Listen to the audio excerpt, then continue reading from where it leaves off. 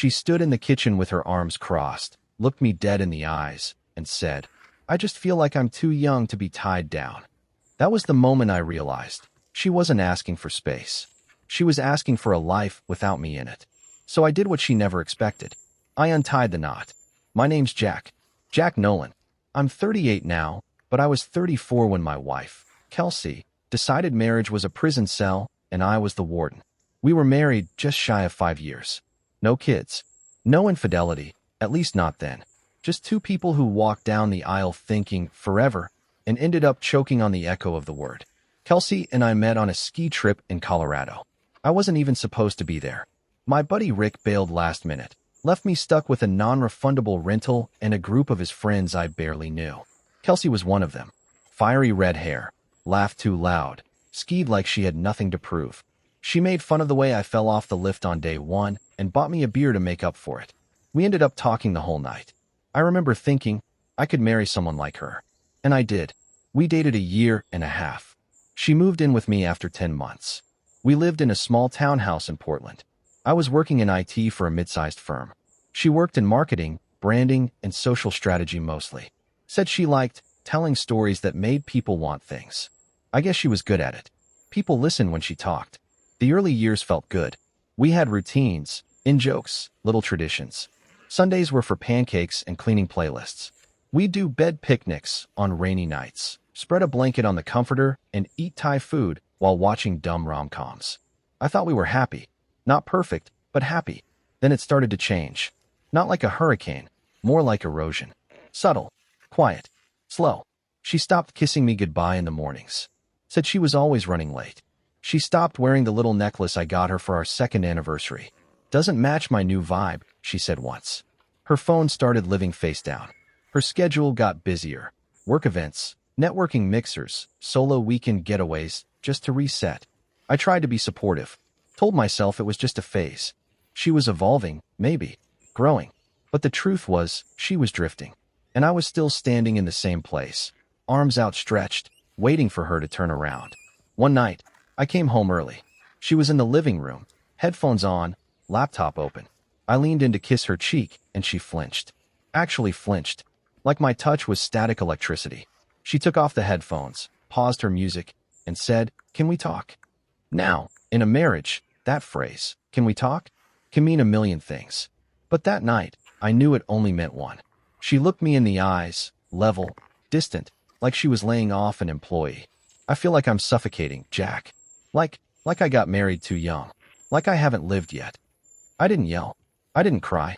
I just sat down and stared at the coffee table, like maybe the right words were hiding in the wood grain. She went on, "I need space. Time. I love you, but I don't know if I love this. Marriage. Us. I don't know if I'm ready to be someone's wife forever." That's when she said it. "I feel like I'm too young to be tied down." I remember blinking real slow, like my brain needed extra time to understand the sentence.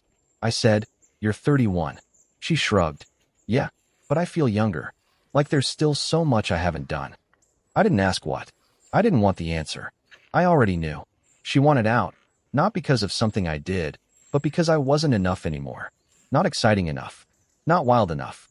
Not whatever she'd suddenly decided she was missing. So I gave her space. I slept in the guest room. I stopped asking where she was going at night. I let her find herself in silence, hoping she'd wander back to me. Weeks passed. Then a month. Then 2. She started dressing differently. Edgier. Shorter skirts. More eyeliner. She posted more selfies. Started following local photographers and tattoo artists. Got a nose ring. And me? I was still waking up at 6 a.m. to go to work, still making dinner for 2, still folding her laundry and setting it on the end of the bed. Still holding out hope that this was just a phase. But hope can turn into humiliation if you hold on to it too long. The night everything snapped, we were supposed to go to her friend's art show. I got dressed, shaved, put on the cologne she used to say made me smell like a man who owned his life. I waited in the living room with a bottle of red and 2 glasses. She walked in wearing this low-cut black dress I'd never seen before, heels too high for comfort. She looked amazing. Stunning, honestly. But not for me. Her eyes went wide when she saw me. "Oh, I didn't think you were coming," she said. "I thought we were going together." She looked uncomfortable. "Yeah, I just assumed never mind. It's fine. She didn't touch her wine. Halfway through the event, I watched her laugh a little too loudly with a guy in a leather jacket who looked like he smelled like cheap rebellion and midnight promises. She touched his arm. He didn't flinch. That was the moment I knew I'd already lost her. Not to him, not even to anyone, necessarily, but to something bigger, to the idea that she deserved more than what I was. I went home alone, left her there, didn't say goodbye. The next morning, I drafted the paperwork. It sat on my desk for a week. I kept telling myself I wasn't angry, but that was a lie. I was furious. Not at her, at myself. For missing the signs. For loving someone so blindly, I didn't see her checking out until she was already gone. The day I handed her the envelope, she didn't cry. She looked relieved. Sad maybe, but relieved. I didn't know if you'd ever let me go, she said. I laughed. Just once, short and bitter. You already left, Kelsey. I'm just making it official. The day I moved out was overcast. Fitting, I guess. Portland gray. I packed up the things that were mine and didn't ask about the rest. No fights over furniture, no shouting matches about who got the Instant Pot. I left her the good knives. Took the cast iron pan. And my dignity. What little was left of it. She stood in the doorway of the bedroom, our bedroom, watching me tape up the last box. Her arms were crossed, but her face was soft. Regret? Maybe. Or guilt. Or maybe she was just relieved the hard part was over. Do you hate me? She asked. I didn't even look up. No. Then what do you feel? I sealed the box shut with a long hiss of packing tape and said, free. She flinched. I caught it out of the corner of my eye. She wanted me to say I still loved her. That there was hope. That maybe we'd find our way back. But she'd already burned that bridge when she said she needed to feel untied. She never asked what I needed. Never once. I moved into a one-bedroom on the east side. Not much to look at. Old floors, crooked windows, creaky radiator. But it was mine. The quiet was thick at first. I could hear every tick of the kitchen clock, every car outside, every absence of her. But it didn't feel like loneliness. It felt like breathing again after holding it too long. I stopped checking her socials after week 2. That was a turning point. I unfollowed her, deleted old photos, stopped torturing myself with pictures of her laughing at brunch with friends who cheered for her newfound freedom. I wonder if they knew what it took to get her there. If they knew how many nights I sat on the couch staring at her, trying to recognize the woman I married in the stranger she became. About a month after I left, she texted me. Hey, hope you're doing okay. Just wanted to say I'm sorry for how things ended. I know I hurt you. I'm working on myself. I stared at the screen for a long time. Not angry, just tired. I didn't reply, because sorry didn't change anything. Sorry didn't put the toothpaste back in the tube. It didn't erase the months of rejection, the way her eyes went blank when I spoke, the way she made me feel like a chore. Instead, I focused on rebuilding. I started running again, joined a climbing gym, took up cooking, really cooking, not just heat and eat. I read more, started sketching again. I'd forgotten I used to love that.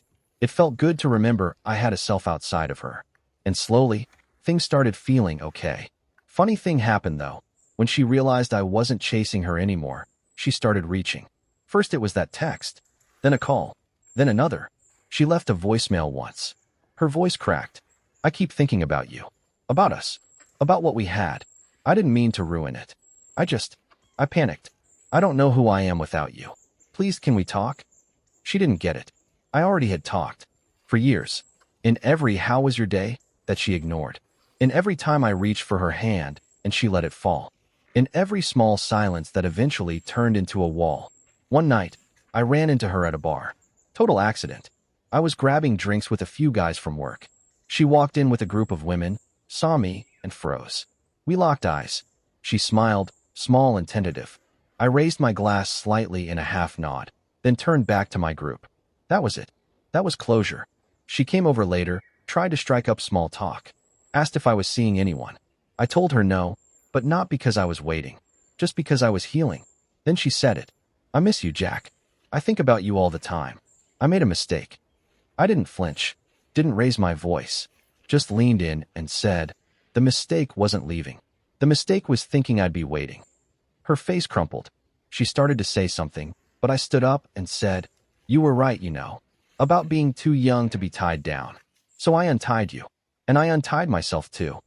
I walked out of that bar into the cold night air, and for the first time in years, I didn't feel bound to someone who didn't want to be held. I was light, alone, but not lonely, free, but not lost. Kelsey taught me that love without respect is just a prettier kind of prison. She wanted freedom, and I gave it to her. But in doing so, I found something better. I found peace.